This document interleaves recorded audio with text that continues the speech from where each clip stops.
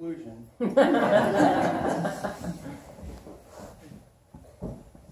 Who was the man Garrett Smith?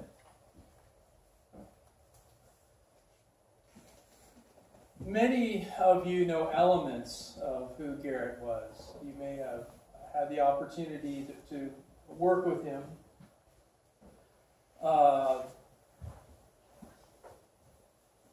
Some of you know him on more of a personal level.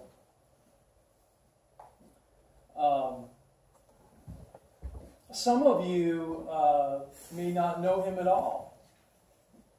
Some of you may have misunderstandings of who he really was. Garrett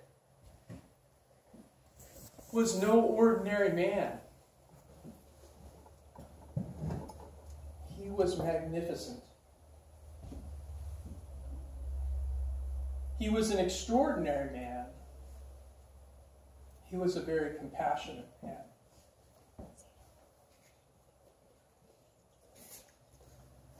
When I was a young buck, about 16 years old, and thought I knew everything, Garrett Smith showed up to Grandma's house, Grandma LaVon's house, and he had with him his newborn, Heidi, his wife at the time, and showed up, I recall, in a 1978 Ford Granada. One of the ugliest cars. You'd probably differ with me on that.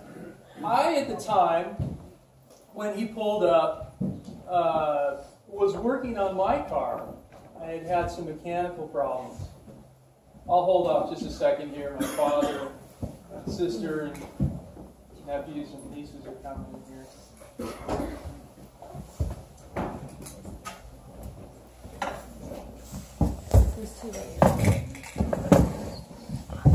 Sorry. Dad, you get a front row seat. Okay. Well, I didn't arrive late on purpose, but that's the benefits. I had a teacher that used to say, better never than late. That doesn't apply to you, Dad. So when Garrett pulled up, he and I was working on my car. It was my first car.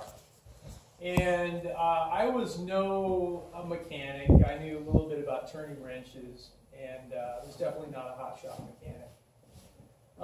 Garrett came over, and he poked his head underneath the hood, and he said, "Hey, Chris, what are you up to?"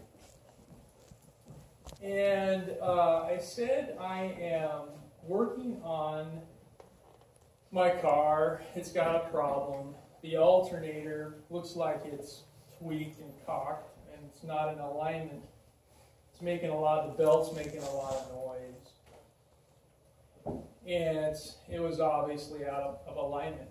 This story that I'm telling you actually is very much a metaphor for the relationship that Garrett and I had. So he immediately rolled back his sleeves, didn't even change his clothes. It had been a long travel, and he helped me fix my vehicle. Garrett knew a lot about mechanics. He, growing up, he was very much into muscle cars, GTOs, Judges, and it was his thing. And he was able to teach me a few things about mechanics.